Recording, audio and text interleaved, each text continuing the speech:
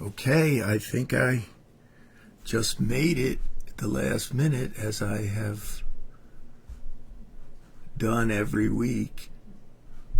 I'm clicking stuff still. Bear with me. Here's the comments section. If you're there, friends, say hi.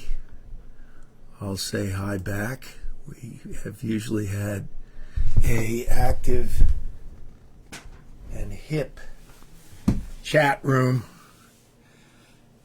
Well, I've got some new sound tonight in my constant quest for quality. Actually, I was totally oblivious to the fact that I was getting bad sound for weeks because of a setting that changed in my streaming thing. So two friends of mine, Steve and Fred, pointed that out to me. Fred Holman will be here in June, and he's got a lot of great stories, a lot of great experiences, so plan to join us. I think it's June 3rd. Hi, Raj. Hi, Arlene. Good to have you both. This is what they do. Roger saves my bacon and then shows up.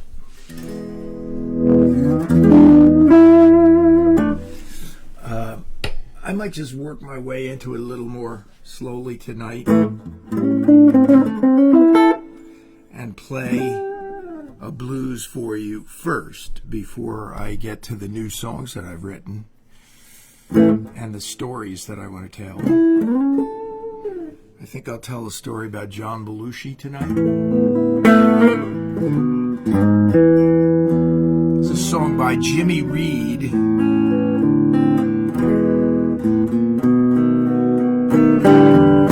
I've been to the east, I've been to the west, I've been north, I've been south, but I ain't gonna rest till I get to New York.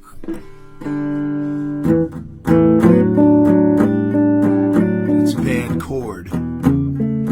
C-O-R-D, not C-H-O-R-D. I'm going even if I have to walk.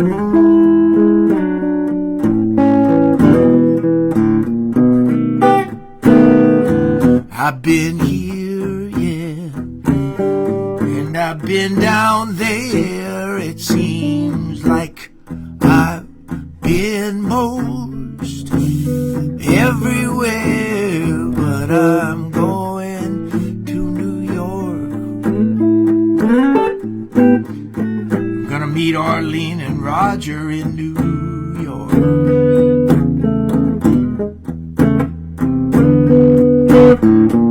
I'm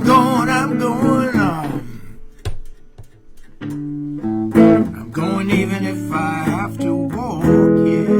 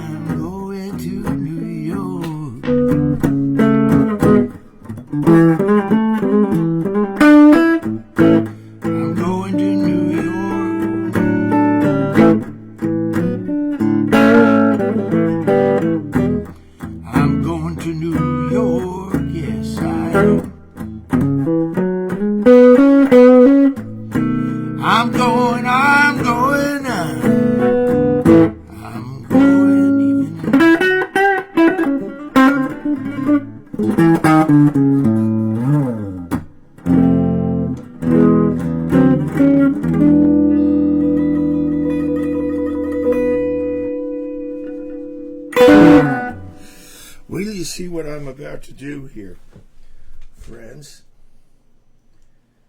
I'm about to throw this chord in the trash can, a chord that I just bought recently from Sweetwater Music, and it wasn't inexpensive. So take a look at it. Let me see if I could find the brand on it so that you can, if you're a guitar player, know never to buy one of these, because this chord just went bad and I've only had it a couple of months. So into the trash. It's not fixable. It's not usable. You're hearing me from a great distance, I reckon.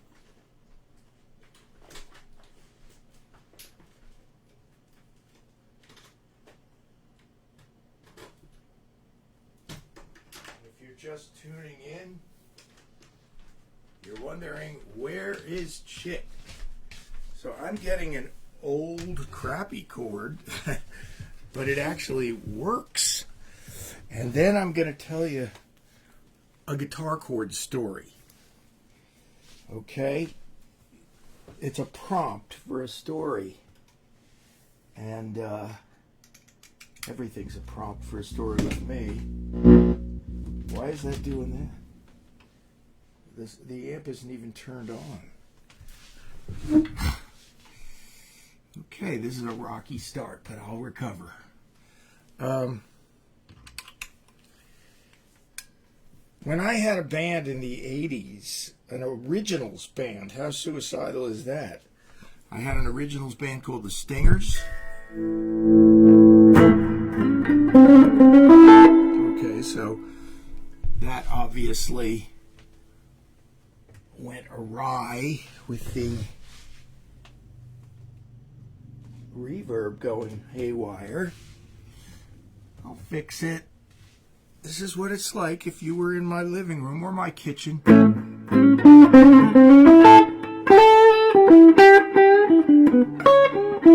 Still too much for my tastes.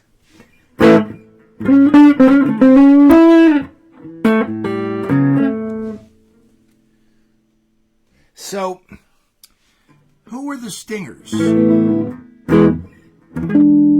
Stingers were me and some Central Jersey virtuosos, including Danny Caruso on bass, Jack Moorer on guitar.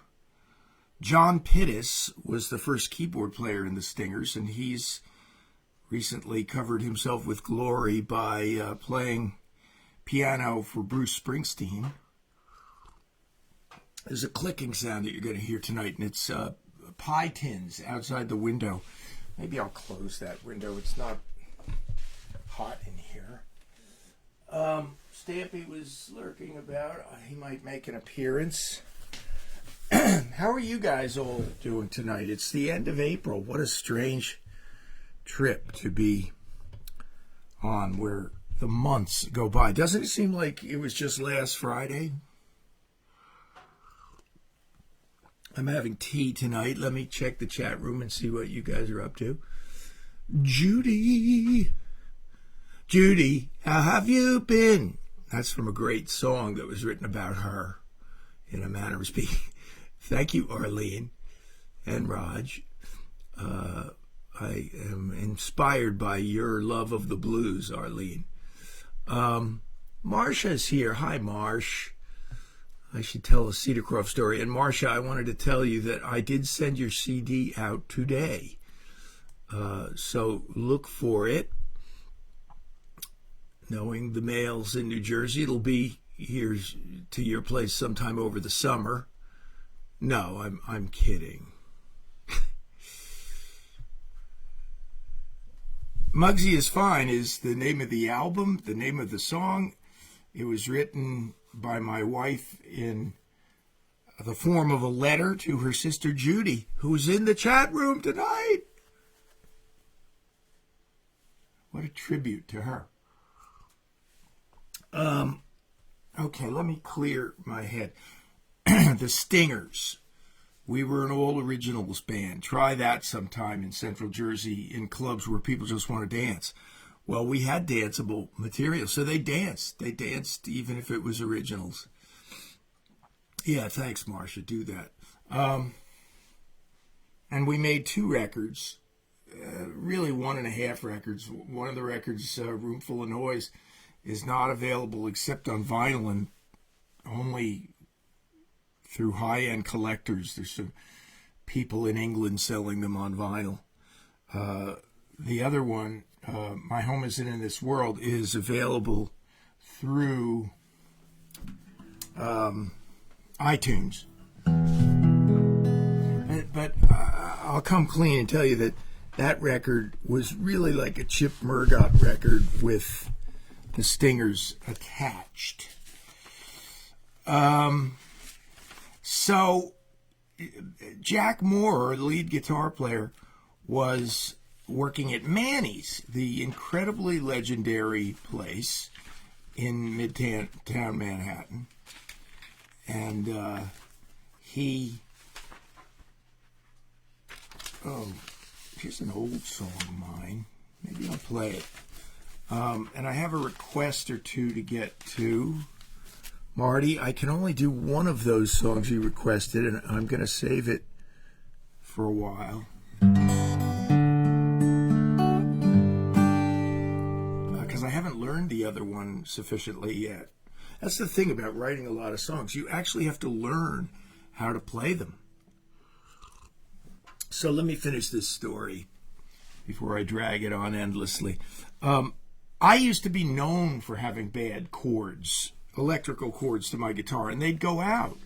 I was buying cheap chords, I guess.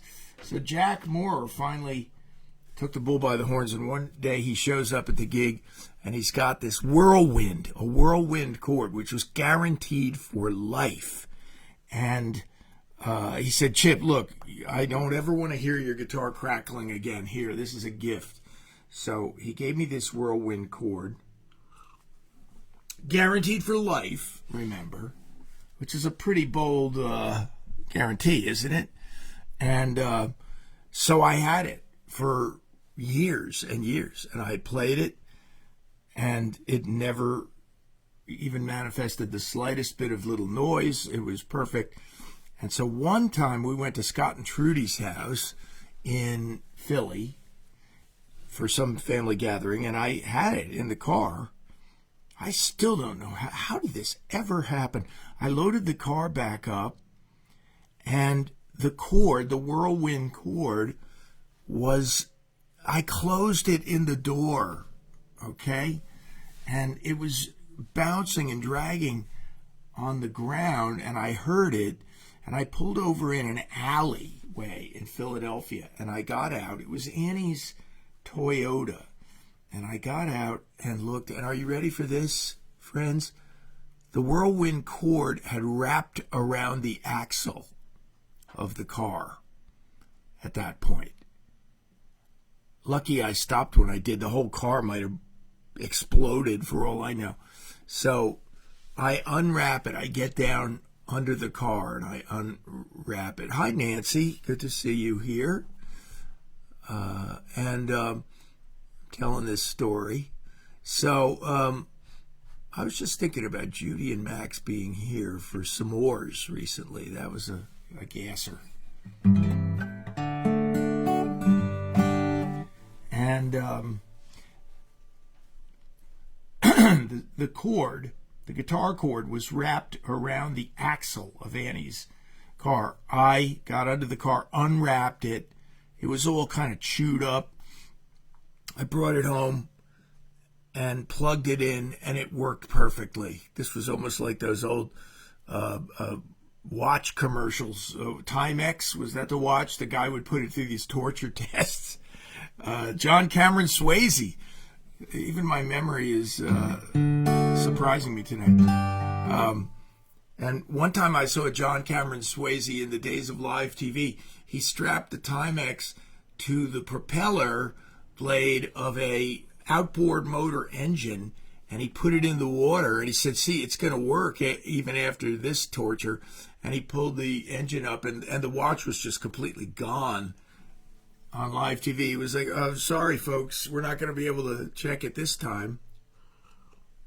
Well, where's that cord, that whirlwind that Jack Moore gave me when I needed it? I threw it away because it was so ugly and chewed up. I never should have thrown it away.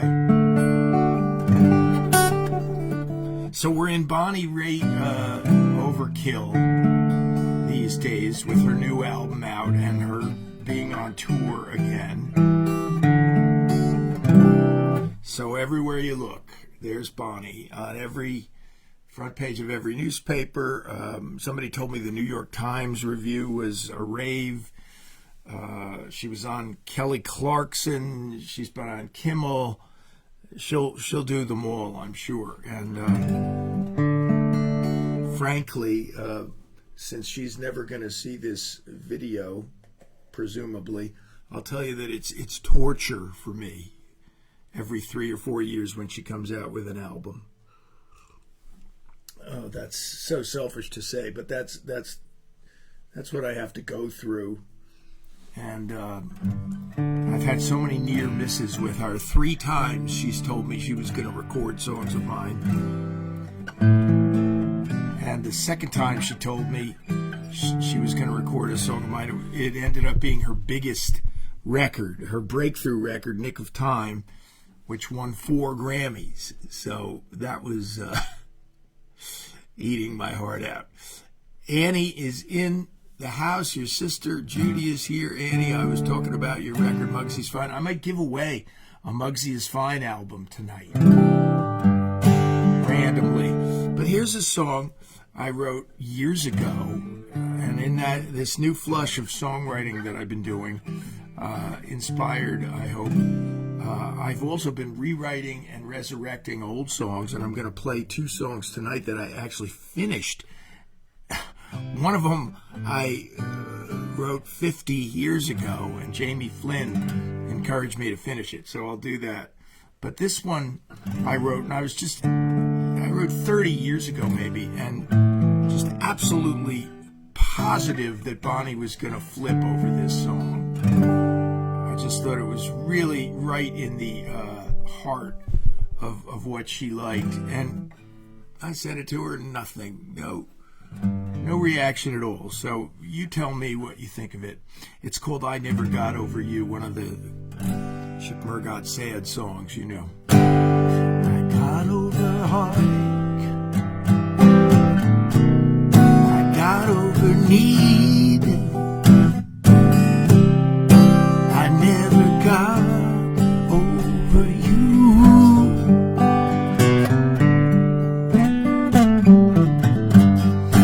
Got over lovers who left me to bleed. I never got over you.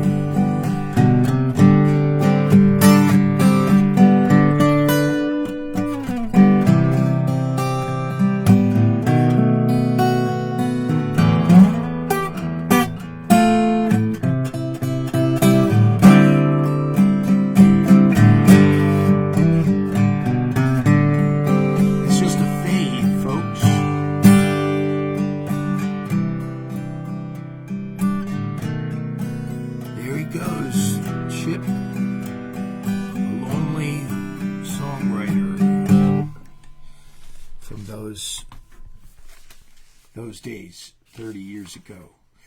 I found another sad song of mine, but this is not so sad. This one I wrote on my ukulele. I'm going to show you tonight a uke I've never played for you that I can recall.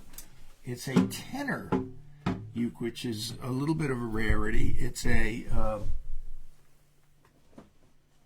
tenor is a big body and a wider neck, which I like.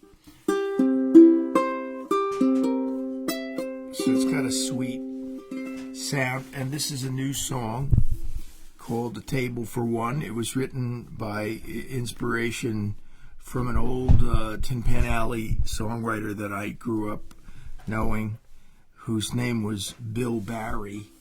I talked about him last time, didn't I? I wish you could hear this, because he originally had the idea. He said, "Chip, picture this." He was always acting out the songs and selling them. Oh, gosh. I shouldn't even tell this, but one of the most embarrassing things I ever saw happen in the music business was this guy. He must have been 60-something, and he found out I signed to London Records when I was 25, and he had known me since I was a kid. And, you know, I got signed to London Records Publishing Company also. So I was being signed as a writer, as a singer-songwriter.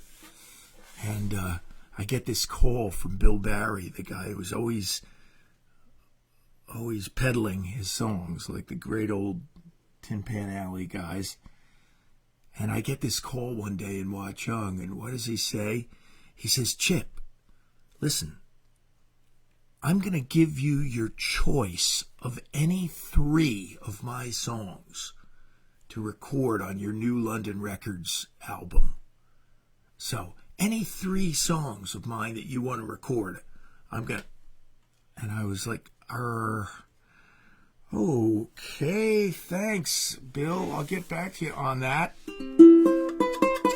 I've probably done similar things in trying to sell my songs, but this is the idea. And he was selling it one night down the shore, and he said, "Picture this: a waterfront cafe. The door opens, and in walks, yes, Francis Albert Sinatra, and he says, 'Waiter, I'll have a table for one.'" It was a dark and stormy night down on the waterfront.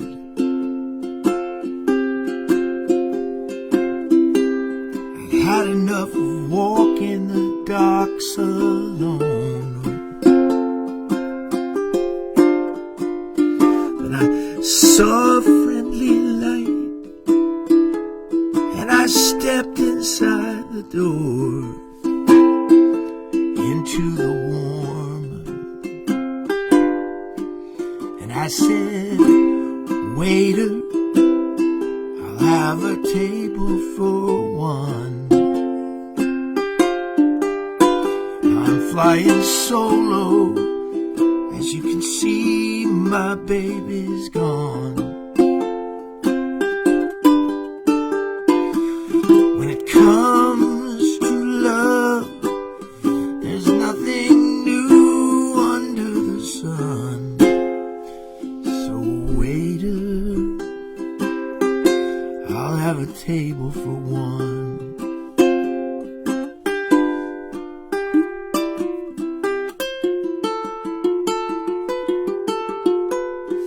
So I stood there dripping rain in the front lobby. Had to look that word up. I caught the waiter's eye. He didn't mind that I was alone. I hung my wet coat up and I lit a cigarette, and I thought, let's move on. I said, waiter, I'll have a table for one.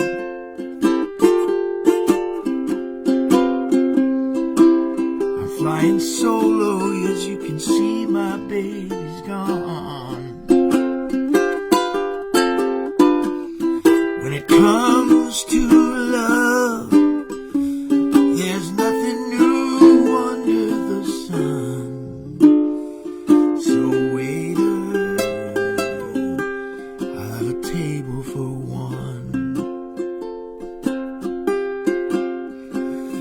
A crowded room can keep the loneliness at bay for a while. And tomorrow I will come back and say,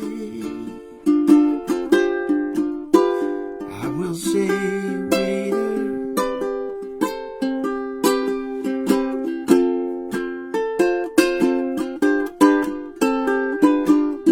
my baby's left me.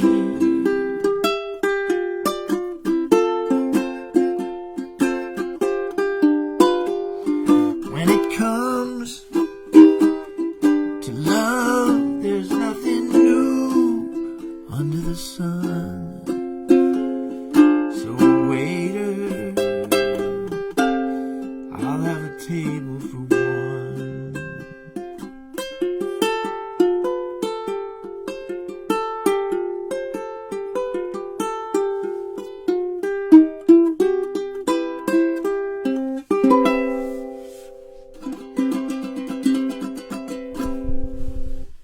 Dedicated to the memory of Bill Barry.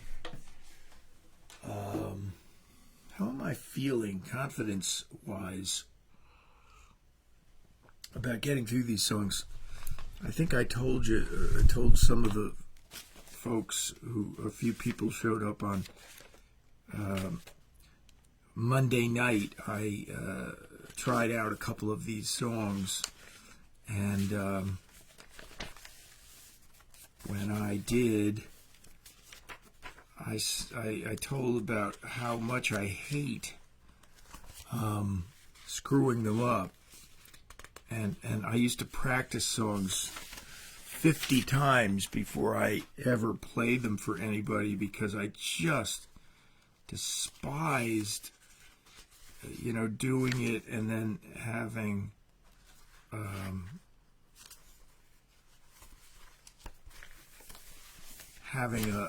meltdown.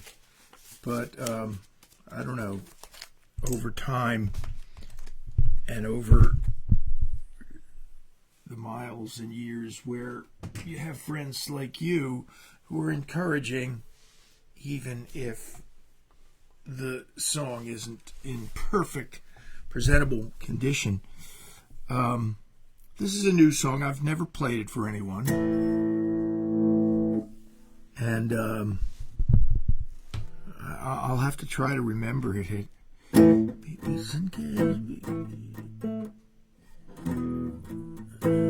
another one in reach. I could really use the drum machine on this. Let me play around with it for a minute.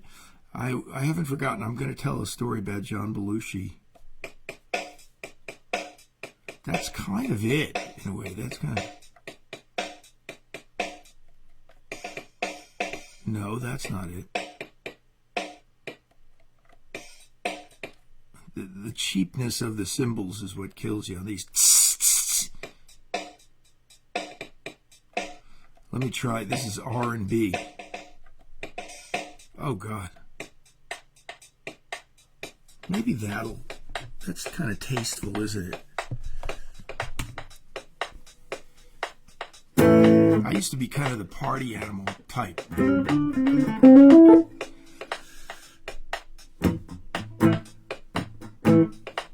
I've had beautiful sun-kissed days on an island beach with a pina colada in my hand and another one in reach. I'd have to be a fool or a liar call that kind of daydream bad. But I never did find any answers in the good times I've had, no.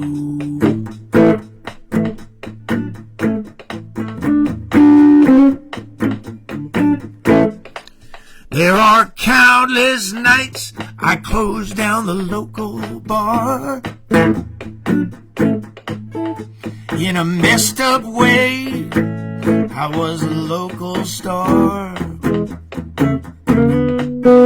but it didn't take long to figure out my kind of happiness was sad, and I never did find any answers in the good times I had. Forgive me for my forthrightness, I'm not complaining per se, but I'd be less than honest if I didn't tell you that the party's not the way.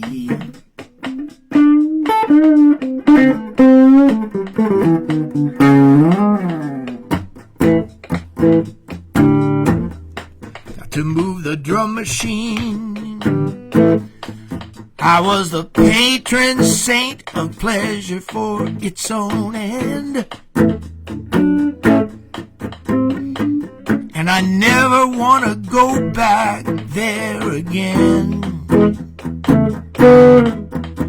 It's just a placeholder until true love and your real trip you add, and I never did find any answers in the good times I had.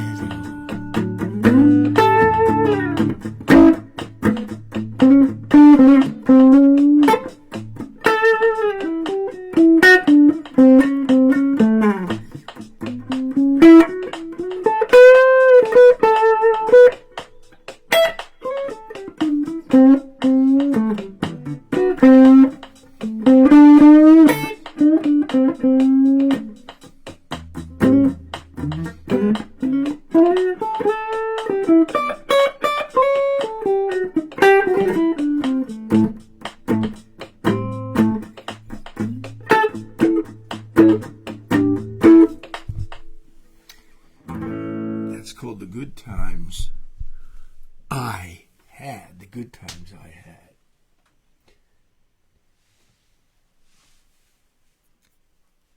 Here's a way of looking at it. I remember you always, at the end of the night, you talk about these deeply personal things in a bar. People say don't talk about religion or politics in a bar, and that's all people talk about. That's the only thing they talk about. And sports, maybe a little bit. But here's an indicator of how superficial those times could have been for me.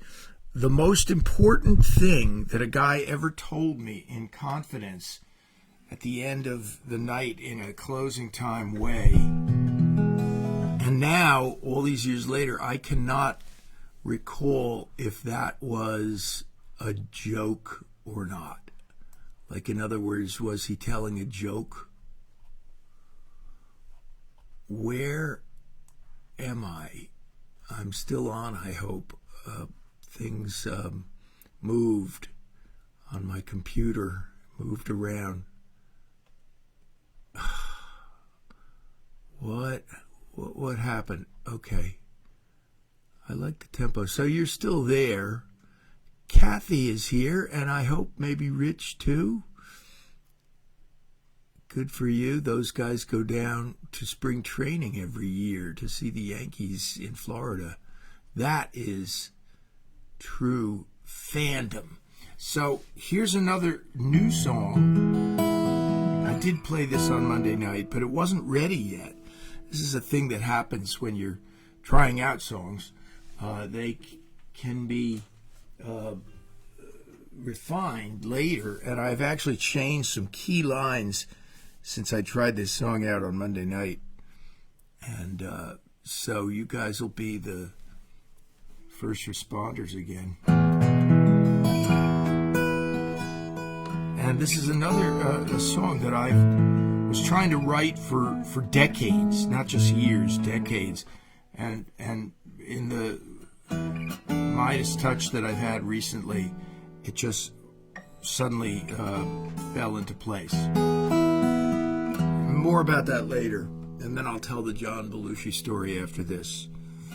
But all of this stuff I have to kind of really lean in and read, so pardon the top of my head that you're seeing, my hat.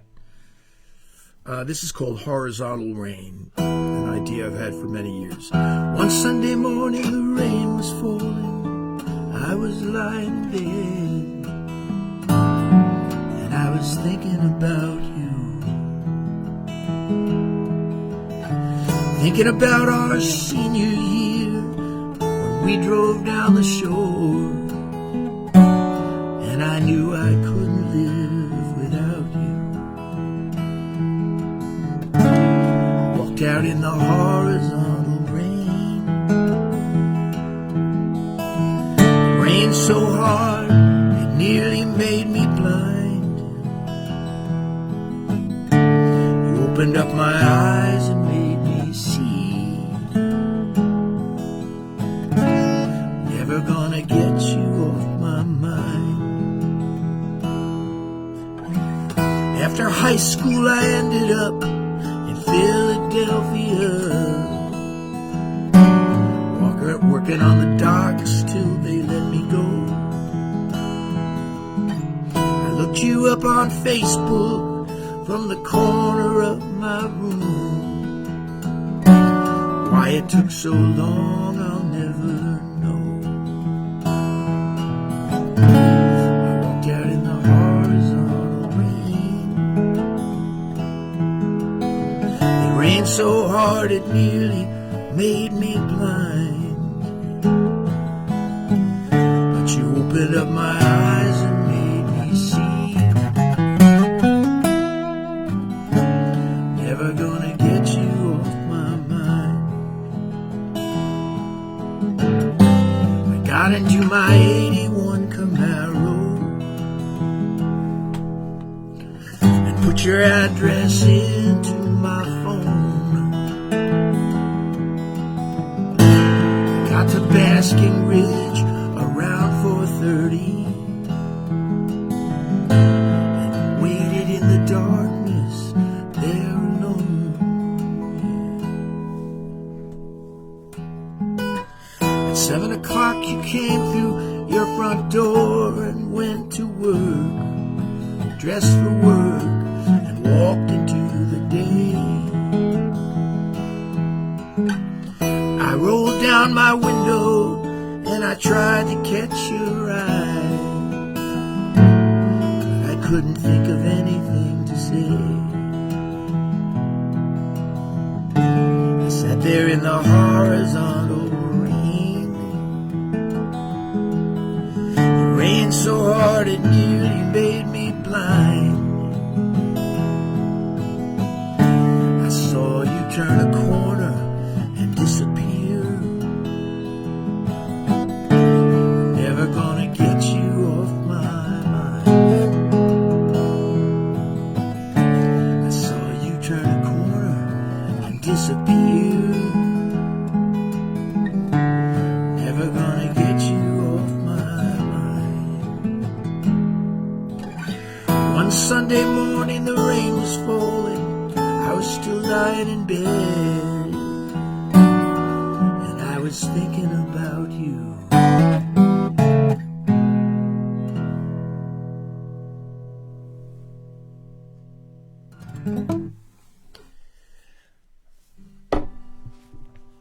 Now, here's a weird thing to tell you. Really weird. I finished these 2 songs of mine, one of which was one of the first 5 songs I ever wrote.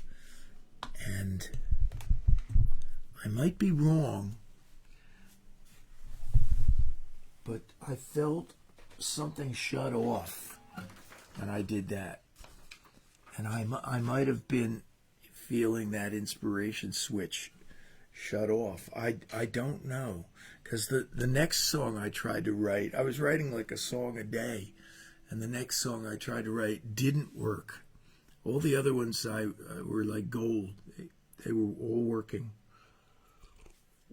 So maybe the muse has left me at this point. I don't know. And I'm not complaining either way. I'm happy for what I got. And in a minute, I'm going to play you a song that I wrote when I was 17 years old. And Jamie Flynn heard me do it on Tuesday night, and it still wasn't finished. So it's taken me 50 years to finish this song. Thanks, Marcia. That's kind of working slowly, isn't it, to finish a song after 50 years? But I finished it because of his encouragement.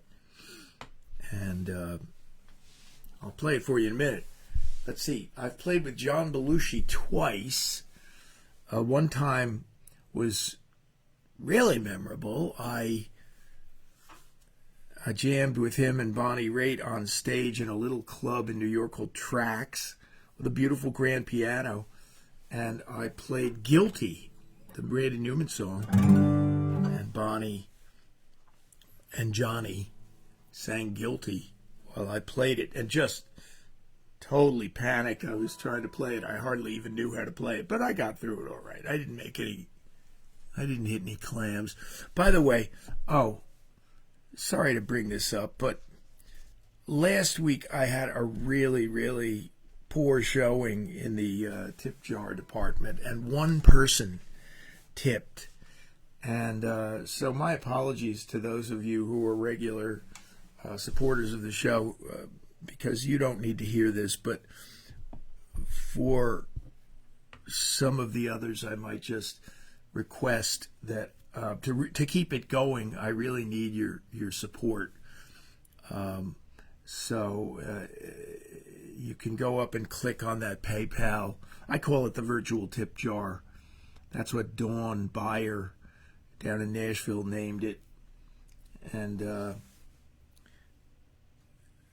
so thanks in advance for that. It really helps. Now, John Belushi got up another time when Alan, Mike, and Kathy and I were playing at Tracks as Bittersweet.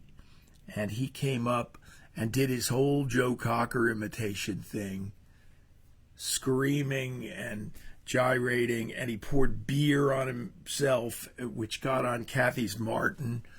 And, you know, it's funny on Saturday Night Live, but when you're actually involved in it, it's amazing how old it gets and how quickly it gets old. Kathy and Mike were not happy about getting beer splashed on their guitars. And I don't blame them. And so this is 2:33 in the morning. It was an after-hours club, of course. And this man and woman come in evening clothes. Evening clothes being like a long white gown and a tuxedo. Like really dressed to the nines. They had been out to some formal thing. And this was... I thought it was almost like a skit, that they were plants, that John Belushi planted them, but they weren't. They were real people, and they were ordering champagne, a bottle of champagne. Was it Dom Perignon?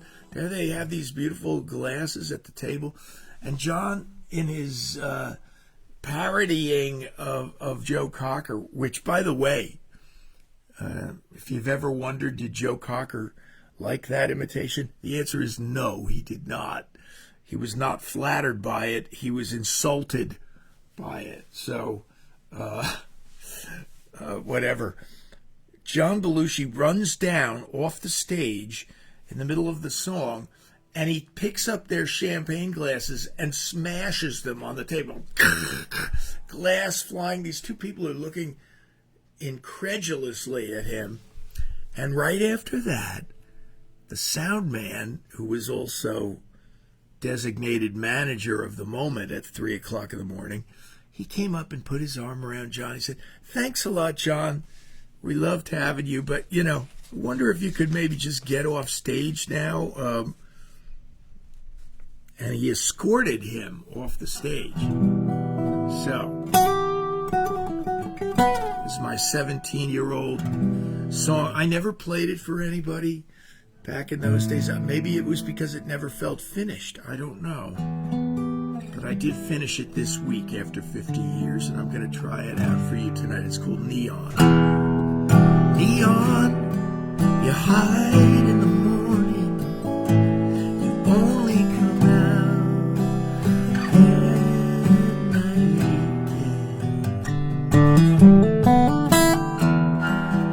Neon, you shine in the evening. You only come out at night.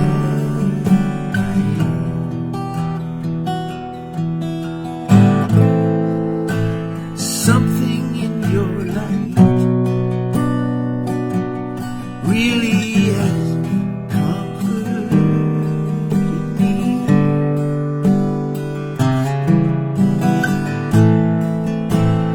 It's not really bright, but it's enough to see, and I'm glad I see it. Neon, you really can't fool me, but I think I'm glad you tried. Neon, you never expose me. You pass all my heartbreak by. Hey, Wilson.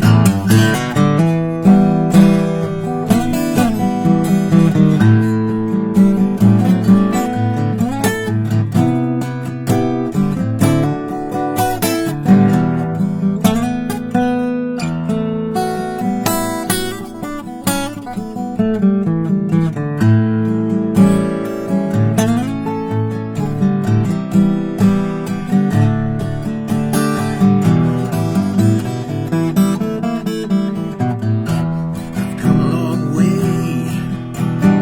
but I still can't say why your colors move me. Here on the street, I'm still hoping to meet a soft light in the shadows. Yeah. Neon.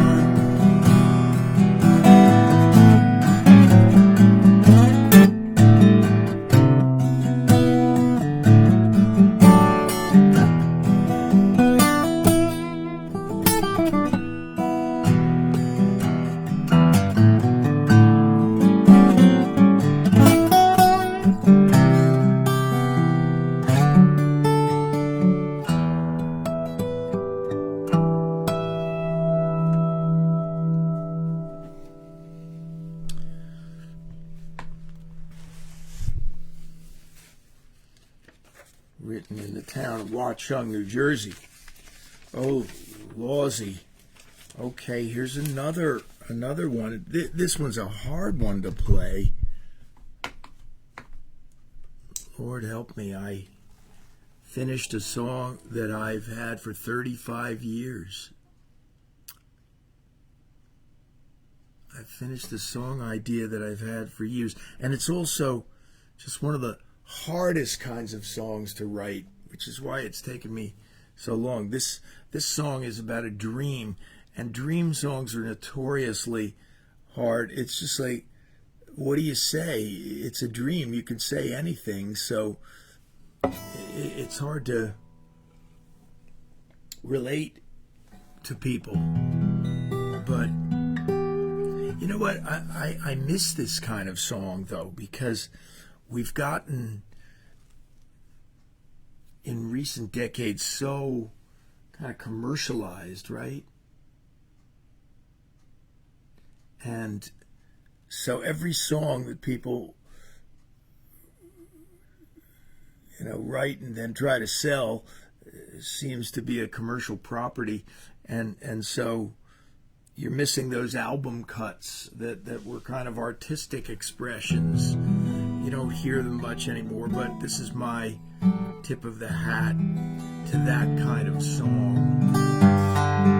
I just finished it, so now I'm free to move on because I finished this song that I've been working on for 35 years. Okay, this is called Red Trees on a Blue Sky.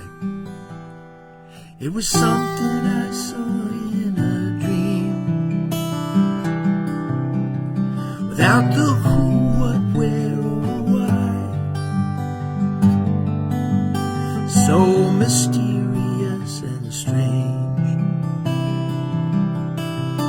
Red trees on a blue sky. I was running through an open field, chasing a gold butterfly, when I saw a distant light. Red trees on a blue sky. Red trees on a blue sky. I won't try to explain it. I won't look the other way.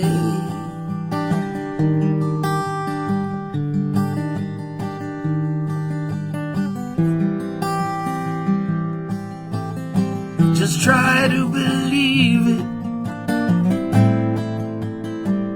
At the breaking of the day.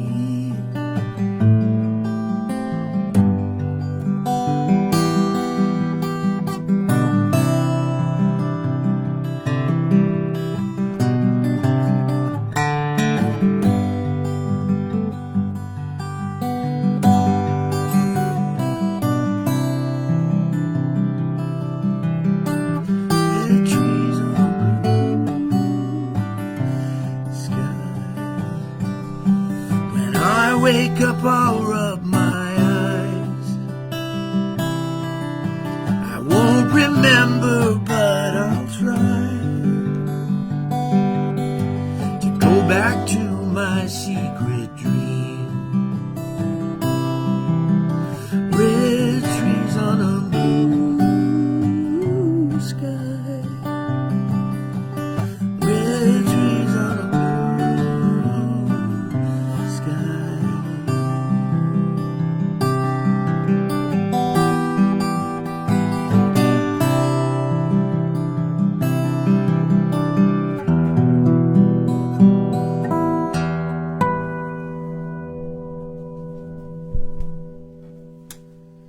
Okay, I got that out of my system to write that song after all these years. So next week will be interesting. I'm going to report back to you, friends, and tell you whether the muse has left me at this point. I'm going to try to fit in 2 more songs tonight. You know, when you're writing, and I've been writing a lot of blues, Arlene has been one of my inspirations in that regard. And there was an old blues, and I've looked it up. I've tried to find it recently, and I can't find it. And it was just called Oh Baby Please. And I thought it was a John Lee Hooker song. And I thought to myself, you know, you can try to write a profound blues, and hey, hi Shay, good to see you. You could try to write a profound, interesting, reinventing the wheel kind of blues idea. James Taylor wrote a really, really interesting one that was unlike anything anybody ever wrote. And it was called The Blues Is Just a Bad Dream, from his first album. It's really, really great. So, why am I giving you this long preamble? Because with all my attempts at profundity in writing a blues, I finally just got down to it and said,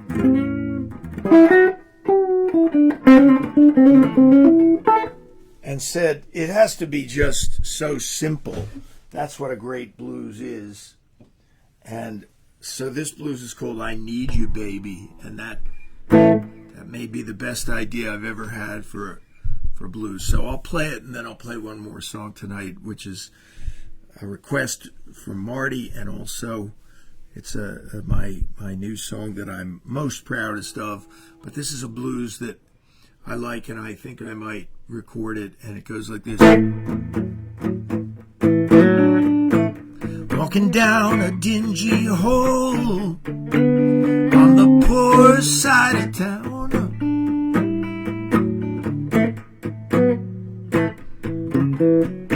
there's a dim electric light. I feel like I'm dreaming.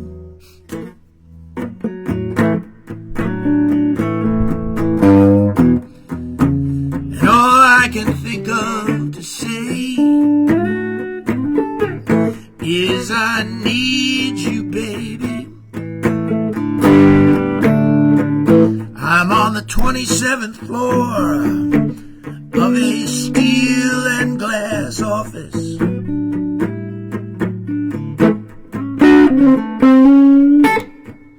I'm dressed to the nines, and they're hanging on every word.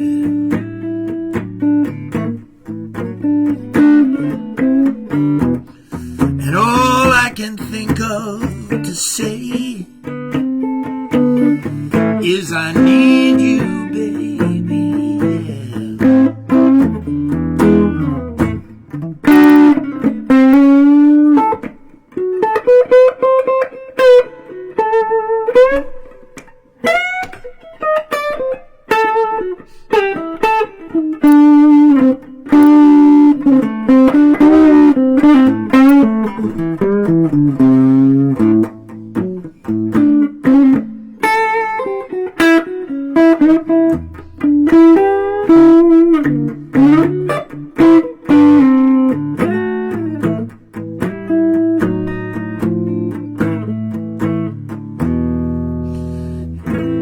Always on my mind. You turn my mind around, and I've got to find my way back to you.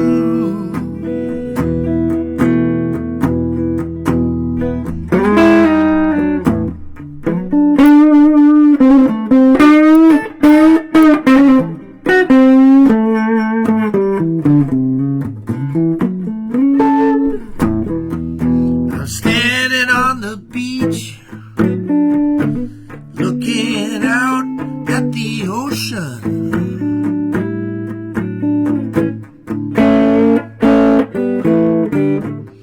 I'm going back to my room to pick up my phone and call.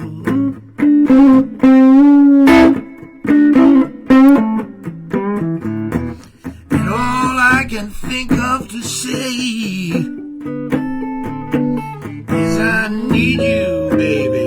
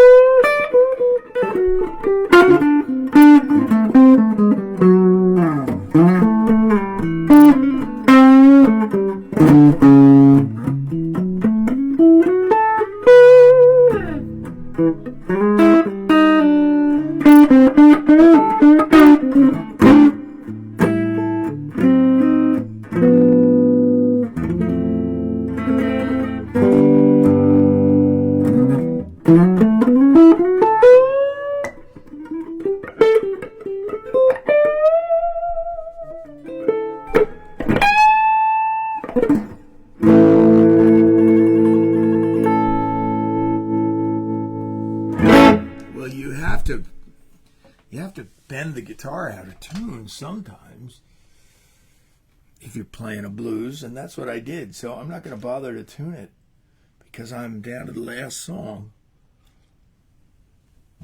Thank you, friends, for joining me. God bless you. I will see you next time. I didn't even get to half the songs. I've just been writing.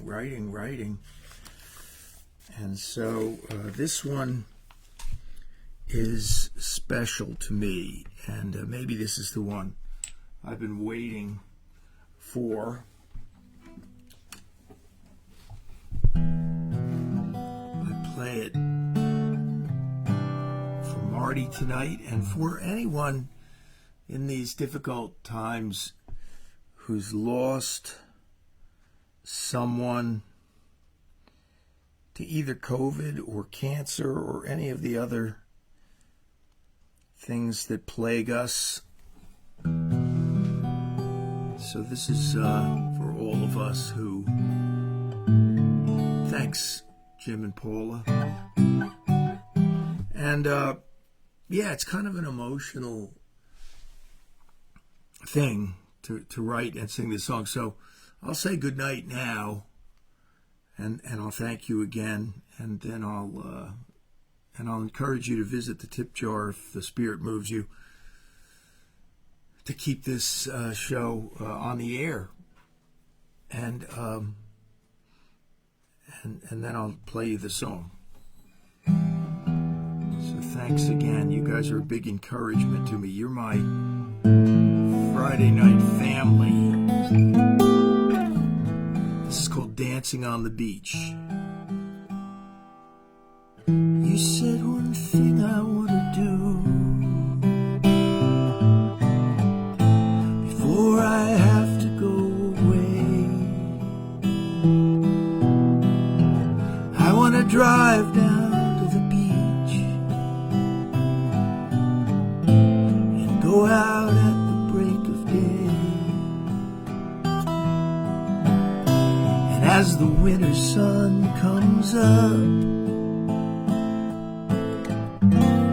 I want to hold you in my arms,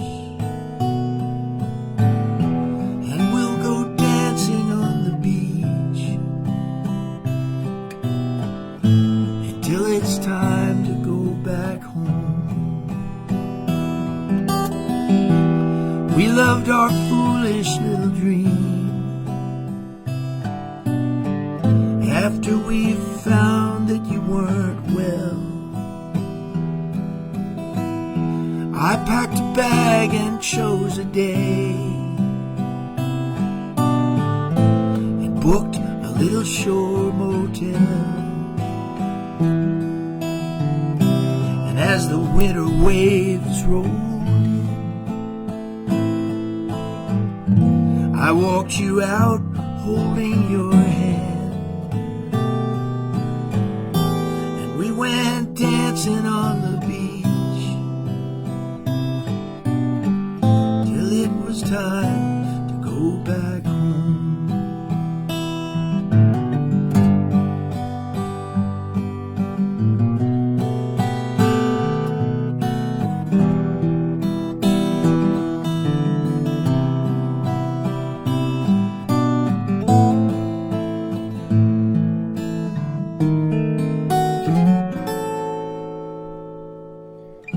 One day I drove down to the shore, cranked up the radio. The DJ played your favorite song,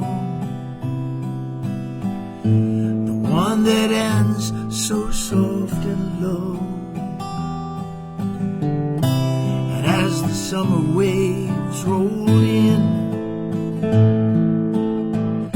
I saw your face and spoke your name. I saw us dancing on the beach